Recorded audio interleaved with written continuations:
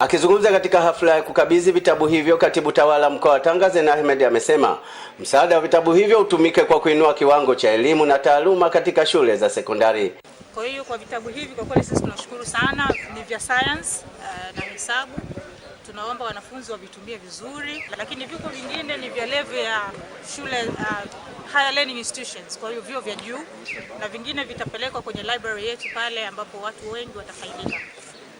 Pamoja na kwamba serikali ina jitihada pia za kusambaza vitabu, na hivi karibuni tayari tuna vitabu vingine vingi ambavyo vinaendelea kusambazwa kuanzia form 1 mpaka form 6, lakini vitabu hivi vitakwenda kutoa mchango na wenyewe mkubwa sana.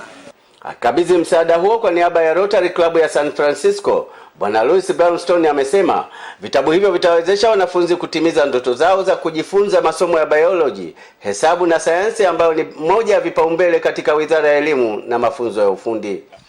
When I returned to the USA, Tanzania was always with me, and I thought of ways to continue to help and continue to contribute to the local community here.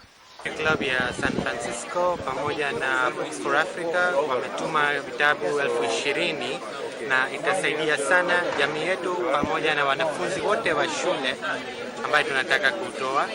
Kwa upande wao, baadhi ya walimu na wanafunzi wameshukuru shirika hilo kwa msaada waliotoa na kuyaomba mashirika mengine kuiga mfano huo.